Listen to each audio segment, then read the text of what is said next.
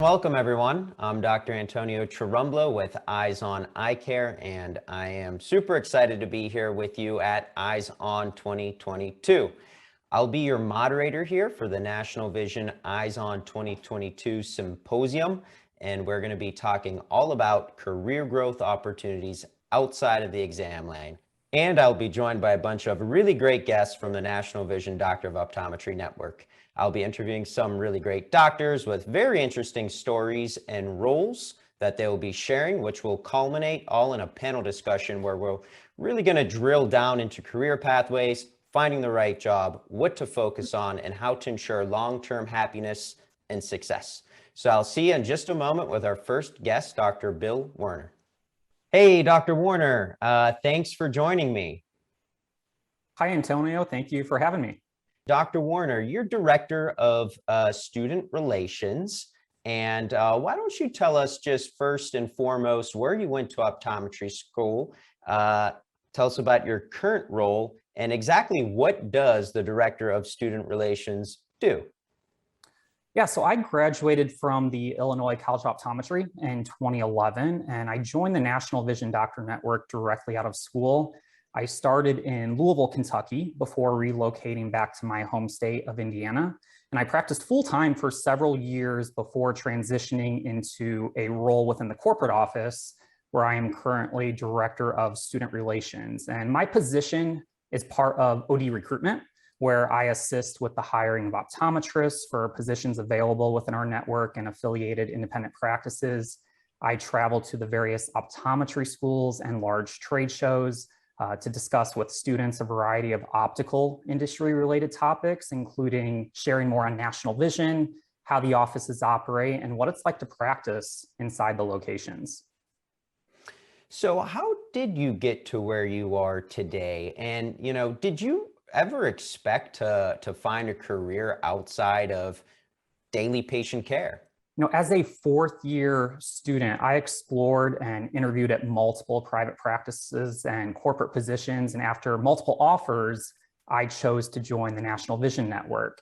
And this was based on where I saw myself succeeding, not only short term, but long term as well. And I was looking for a position where I could see myself spending my entire career.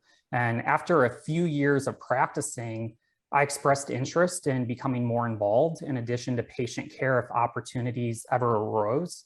And my first additional role was as a member of National Vision's clinical panel, where I, along with several other doctor colleagues, we collaborated with one another on how to better the patient and clinical experience.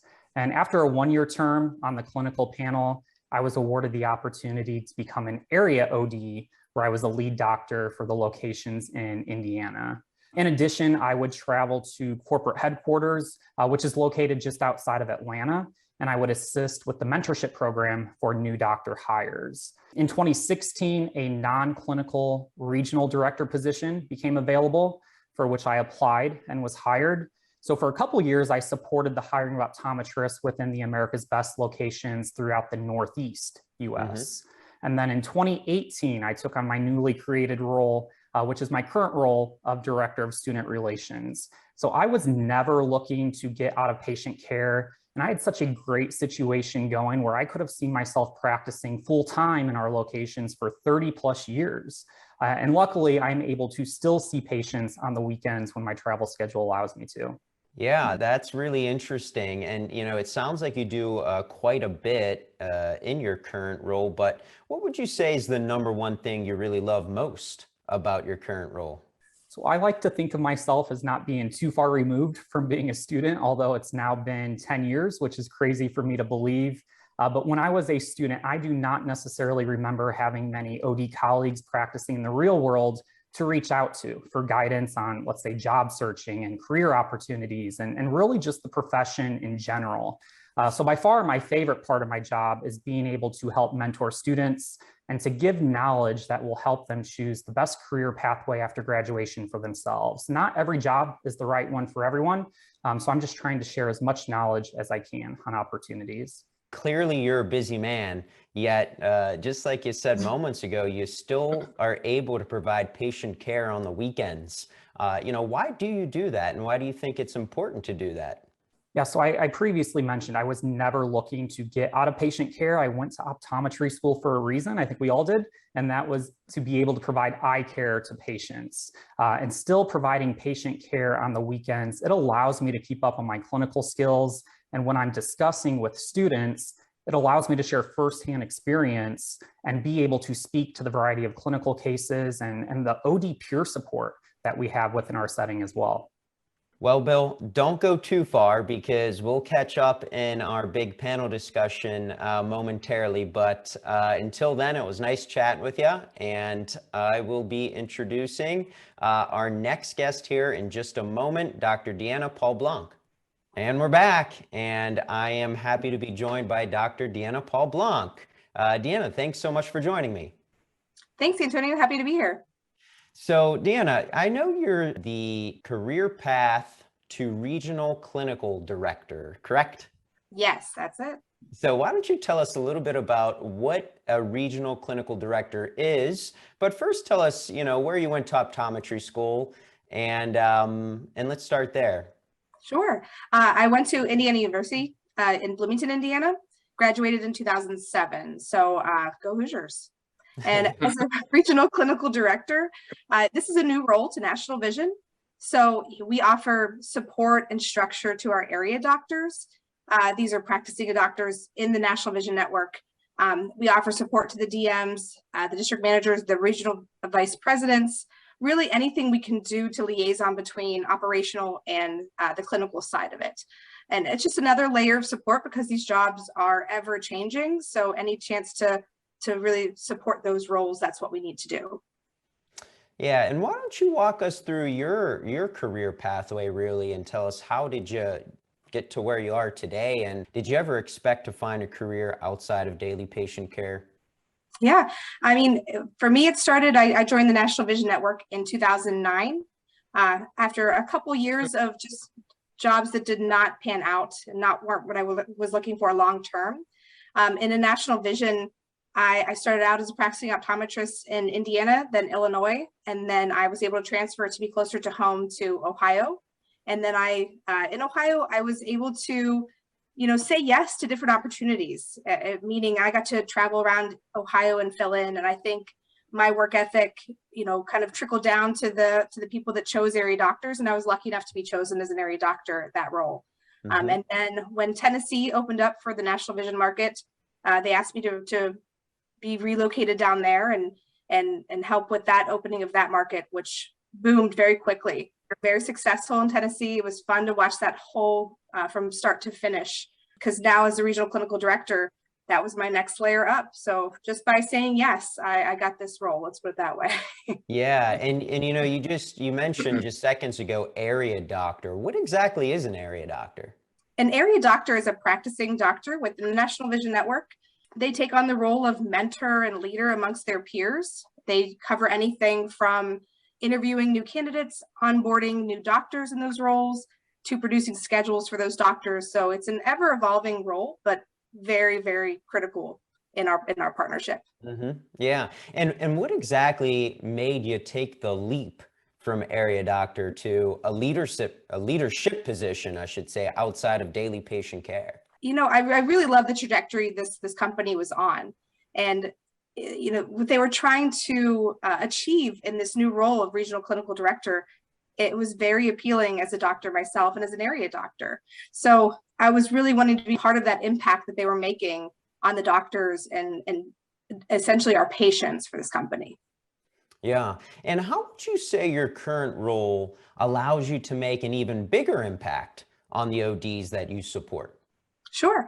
I can take my experiences and I can focus them on my regional doctors and my regional area doctors and hope that, we can look at specific areas for professional development and professional growth, and also those areas to celebrate. For these doctors, this job is changing every day, especially area doctors. We're adding more to their list of requirements. And so I'm just hoping that I can help with them and support them in that role.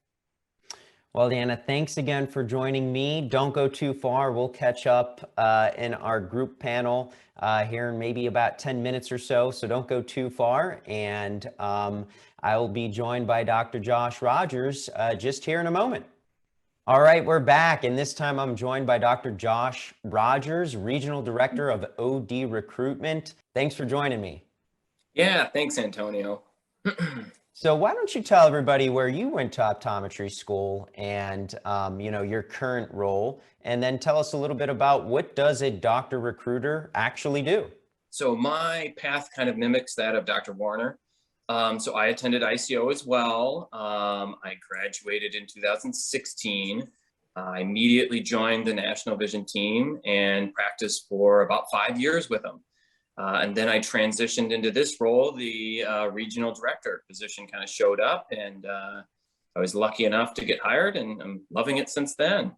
Yeah, so as a doctor recruiter, I help create career opportunities for optometrists around the country. I conduct interviews for potential candidates and work alongside my team of district managers and area doctors and keep our professional network maintained. Did you ever expect to find a career outside of daily patient care? And, I've been asking that to really everyone that's joined me here so far. So curious to hear what your thoughts are on that. Not at all. I mean, I went to optometry school to see patients and never expected something like this big of a change. But I also still try to see patients at least like every once in a while, like once or twice a month, just to keep my hands in patient care. Yeah, keep your hands on the dials, right? Yeah, exactly. And can you tell me a little bit about, or a little bit more about your experience as an ambassador? Yeah, so as an ambassador for National Vision, I helped create social media posts pertaining to like daily life as an optometrist. Mm-hmm. I wrote articles about different ocular conditions and like important months commemorating those different diseases. And I would share experiences with my peers and provide feedback about just working in the field, basically.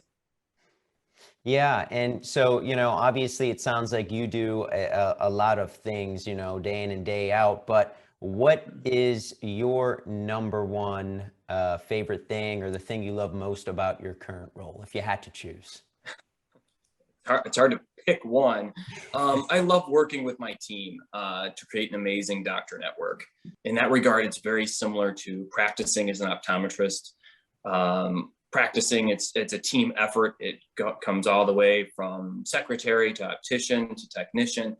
And in that regard, my role is very similar to that, working with my team. Thanks for sharing your pathway. And don't go far, because in about 5 minutes or so, we'll all get back together for our panel discussion. But thanks for joining me, and we'll see you here shortly. Yeah, thanks so much. Well, I'm back, and this time I am happy to be joined by Dr. Ayans Imale, clinical preceptor. So Ayans, why don't you tell us where you went to optometry school and a little bit about your current role?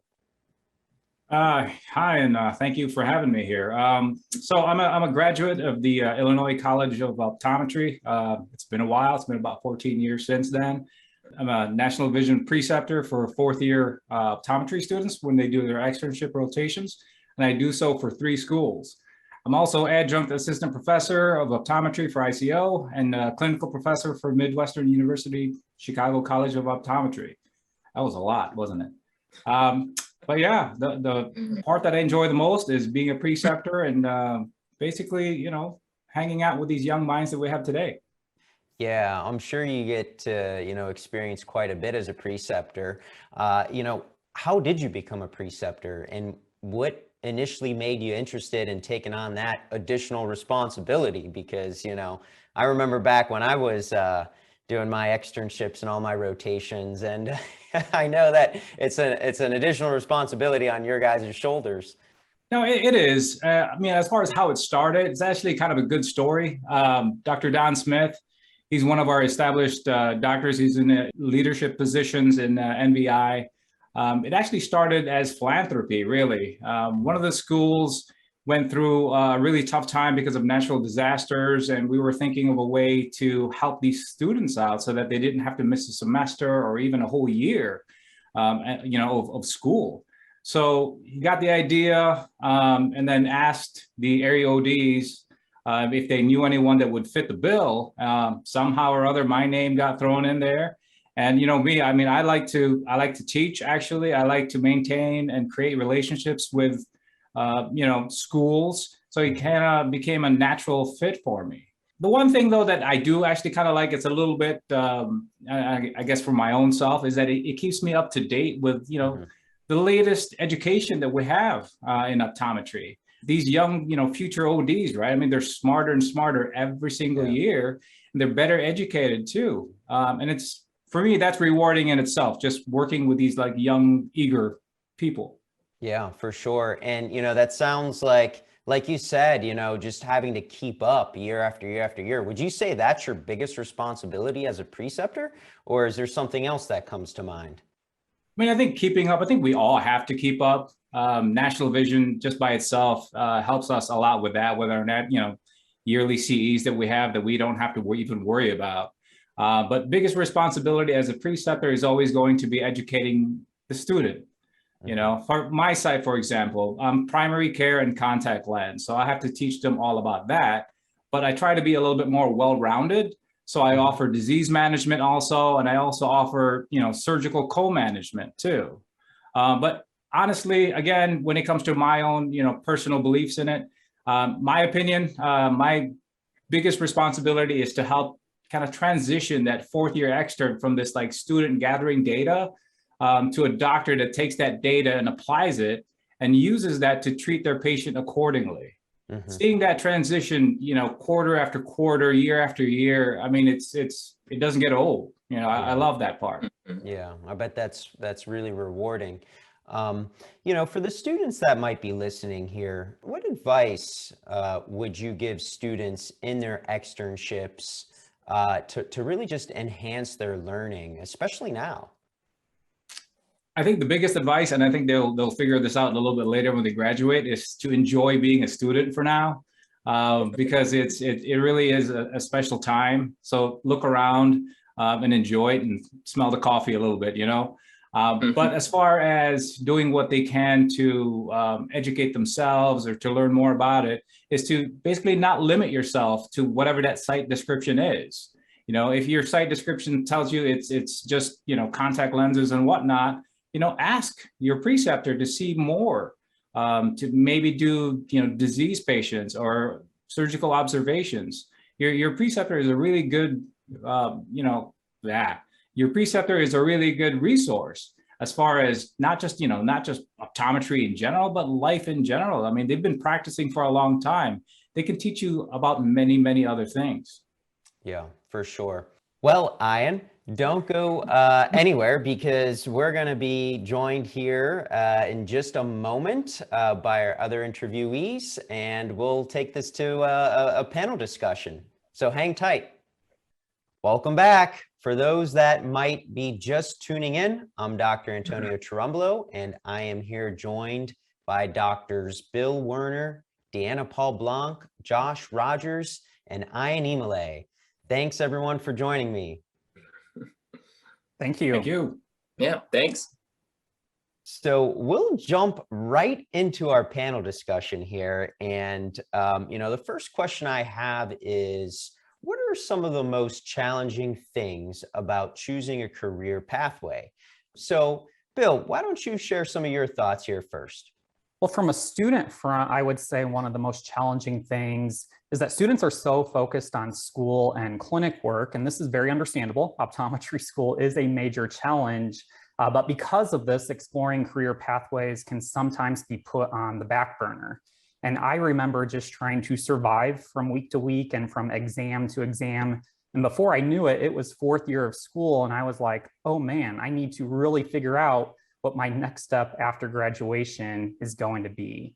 When someone has not done their own soul searching and what they are looking for in a career, and instead listen to outside forces and not themselves, it can be a challenge to know if you are making the right decision. And to make this easier, I made a bullet point list of things to look for in a career. And I recommend that all of you guys do this as well. So where do you see yourself practicing in 1 year after graduation? How about in 5 years, in 10 years?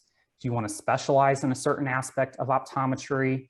What is your financial goal? So how important is independence to you? Do you want to be in charge of every decision in regards to how the practice runs and operates? Or are you wanting to just focus on patient care? And work-life balance. So which pathway is going to allow a successful career while also being able to enjoy life outside of the profession?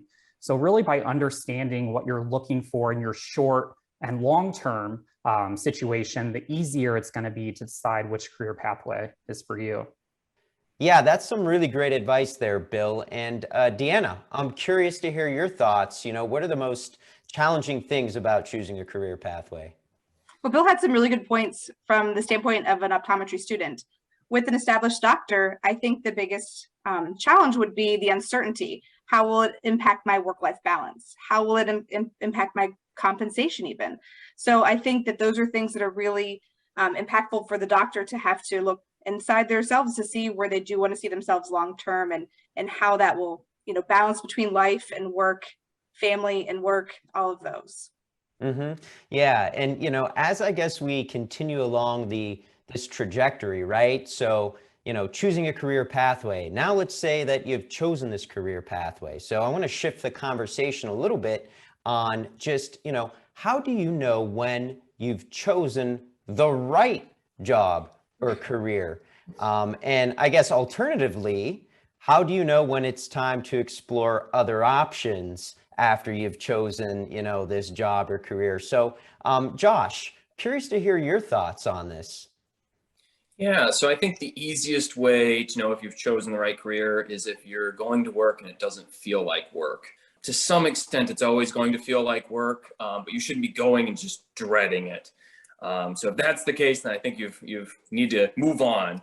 But for me, seeing patients is just so rewarding. But at the end of the day, my family is what matters the most. So I want to be able to leave work and know that I've left work at work, and I can see my family. I'm not shifting my attention back. I can be there for them. So that's what I looked for when I was job searching.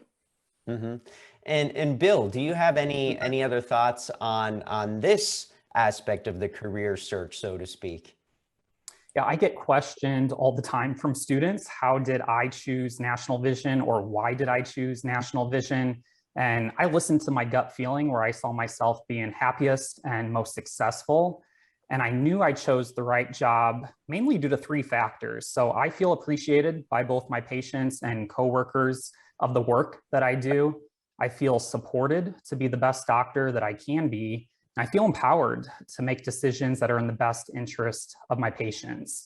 And my hope is that all optometrists in all modes of practice are able to feel this way. And I would say if you don't, then it may be worth exploring another option. I know I would not want to be practicing in a situation where the before mentioned didn't exist.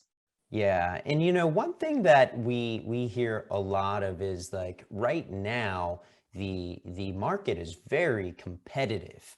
There's a lot of opportunity out there for ODs and new grads here, and with all these options, what are the key things that they should consider when evaluating companies or even practices to work for? So, Ayans, curious to hear your thoughts on this.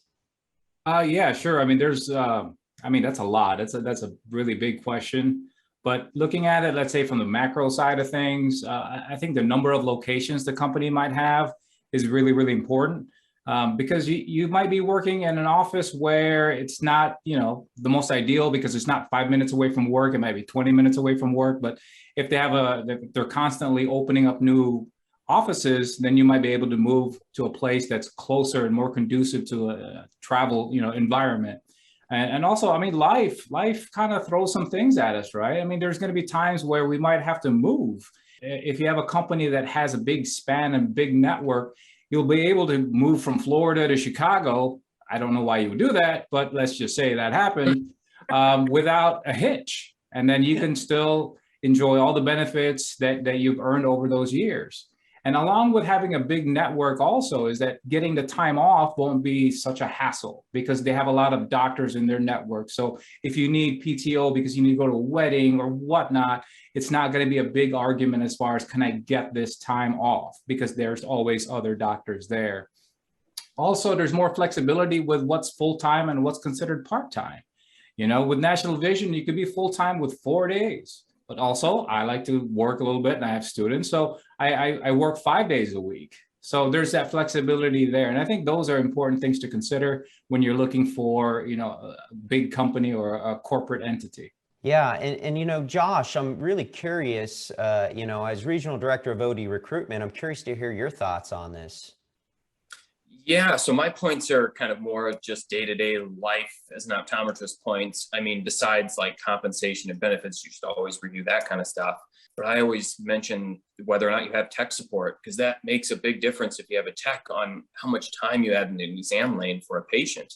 But my biggest points would be like whether or not you're getting your full lunch break, because you should always have that full time there. And the same with leaving on time at the end of the day. There's always going to be instances that arise, like an emergency situation or something like that. And obviously you can be late for that. But if it's every day, it's not just an emergency. That's everyday life. And it shouldn't be that way. Yeah, and you know, it's interesting so far just hearing everyone share their thoughts that, you know, there's so much more to just understanding the right career pathway, and if you're in the right place, so to speak, outside, you know, it's not just compensation and benefits. There's a lot more to consider. So I'm curious, you know, what are some of the major benefits of being part of the National Vision Doctor of Optometry Network outside of traditional compensation and benefits? So, Ayans, I'm going to shift this one back to you, and I'd like to get your thoughts on this because you had shared quite a few things moments earlier. Well, we can share more personal moments, I guess, on this one too, because this one hits home quite a bit for me. I think what's also a great thing about it is that, you know, we have a lot of time off, a lot of PTO, a lot of vacation that we accrue, and we're also given from the moment we start working. But the big thing is that we're encouraged to take them. You know, at the end of the year, the company will buy back whatever PTO you have, but they'll sit there and say, please take them. We want you to have time off. We want you to, you know, recharge your batteries and take it easy for a little bit. So there's that support there from both the doctor side of things and also the operation side of things. And along with that personal story, you know, when I had kids, when the first one, you know, came out, right, and I was like, whoa, I'm in love. I didn't want to go back to work yet, honestly. And I sent an email and I said, you know, I want to take some time off so I can go hang out with my kid. You know, I took quite a bit of time off and it wasn't a big issue. When it was time for me to go back, I sent that email and say, hey, let's get back to work. And then a second kid came in and I couldn't deprive this second child of the same thing that I gave the first one. So I did the same thing, but I threw a little bit of a wrench to it at this time. After, you know, a little bit, I said, I can come back, but I think I want to come back for 4 days for a little bit because I just want to hang out a little bit more with them. And that wasn't a big issue either. And then the final thing is that security in a company. When you have a company that's large and growing and stable and financially stable at that too, it gives you comfort. You know, during the COVID break that we had, we took some time off to gather our PPE, to develop a plan so that we can ensure that our patients and our doctors and our staff were all safe. You know, during that time, I was at home. I was paid my salary to stay at home and to be on call. And granted, you know, I would get a phone call here and there from my staff, you know, asking questions about certain patients and things, and that's great. But for the most part, I got paid to stay at home. And I was so secure, you know, in our company's standings that I actually bought a house during that pandemic area there where we took a break. You know, people might think that's crazy, but if you know your company is stable and good and run properly, you don't think twice about that. So yeah, I'm that guy that bought a house during the pandemic. Yeah, for sure. Well, having that stability is a really critical thing. And, you know, Deanna, I'm curious if you have anything to add to that. Sure. I mean, as a mother, as a working mother, as a wife, I think, you know, I think the statistic is 80% of graduating students are female. So as a female, you love to look for a company that values your time with your family. And like Ian said, echoing back to encouraging you taking your time off, encouraging you to be there for your family, whether it's having a child and taking that time off, or just being there for their dance recital or their soccer game. You know, we really have an extensive group of doctors that will throw in as a team and cover you for this, or, you know, we always have a family here with NBI. And that sense is not lost on balancing work and life, you know, and they also support us professionally as we grow. Seeing all of us on this panel today and where we've come to where we go, they really support this professional growth as well as personal growth. I myself have moved with this company from Indiana to Illinois to Ohio, now to Tennessee, and then back to Indiana. It's anywhere they see that you can be growing as a person and as a doctor, they want to put you in those situations.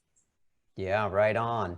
And, you know, Eyes on 2022 is a forward thinking show, right? You know, we're looking ahead, what's to come. And so my next question is around the biggest piece of advice for optometry students as they prepare to enter the workforce. So that will be here before we know it. You know, the months seem to go by super fast. So curious, Bill, you know, what would your biggest piece of advice be for optometry students as they prepare to enter the workforce?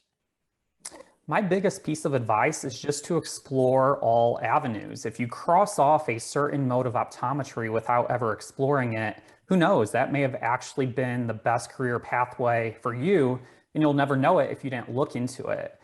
In addition, when you're exploring opportunities, visit the practice. Until you see the office, you truly won't understand what it's like to work there. So make sure you visit, and when you do, I would ask yourself the question, can I see myself working here?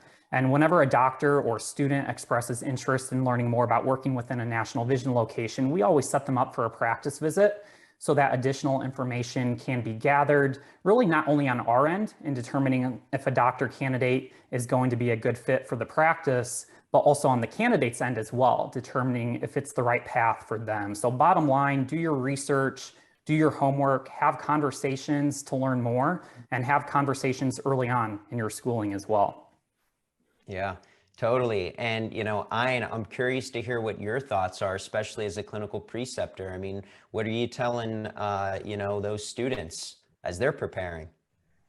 You know, it's a lot more of what they're telling me, you know, what their expectations and their goals are. You know, as students, everything is given to you. You have a set schedule. This is what you do. This is what's next. And all of a sudden that you graduate and they tell me it's like being an adult, like a full-fledged adult. And, you know, and when you think about it, adulting is hard, right? So don't make it any harder than what it is. To kind of echo what Bill was saying earlier, you know, make sure you don't cross anything out because you don't think it'll be a good fit.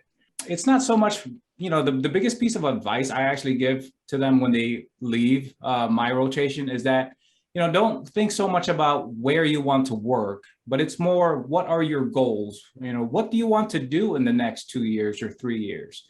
And what modality can help you achieve those goals? You know, if you wanted to travel the world for a little bit because you've been cooped up for 8 years in school and, you know, you want to, you know, buy a house or get married or whatnot, then what does that require? You know, time, money, and whatever else, right? So what modality can help you achieve that?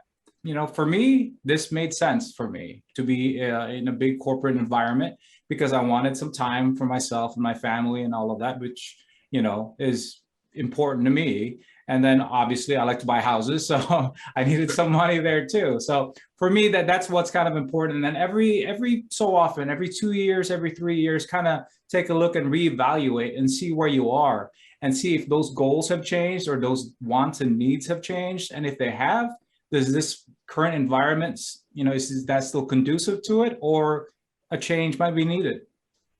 Yeah, and you know, you brought up a really good point just now, and you know, because my next question is around your biggest piece of advice for experienced ODs who may be considering a new career path.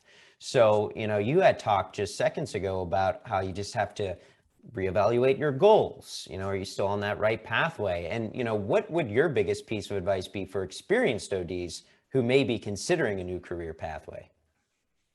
I think, you know, embrace that change. If you come from, let's say, a private practice environment and, you know, things have changed, you've had, let's say, children and you don't have the time anymore, or you just don't want to be the business person there anymore, I think you should, you know, embrace that change. There's nothing better than coming home and not having to worry about work. It's the greatest feeling in the world because you don't have to worry about anything. I mean, within maybe 15 minutes of me leaving the office, I might get a text or a phone call or something. But after that, business is business and it's left over there at the office. So embrace it. Everybody changes. Life kind of gives us, you know, weird avenues and weird streets to go on, and enjoy the ride, enjoy the journey. Deanna, would you have anything to add to that? Yeah, I think just going back to saying yes, you know, being positive in your role and knowing that you're never too established or too, you know, stuck in the lane. There are things and avenues that are out there, whether it's corporate or, you know, hopefully corporate or private practice, but really having those avenues, and you're never too old to change. You're never too established to change. And just saying yes to something small could really blossom into something beautiful. Yeah, so really no matter where you are in your pathway, whether you're considering your first job or your first career, or maybe you're considering your next career, I just want to thank the panelists because you guys had shared such a great amount of wisdom and knowledge. So thank you for joining me and discussing, and appreciate your time. Thanks, Thank you Antonio. for having us. Appreciate it. Yep. Thanks again. Thank you very much.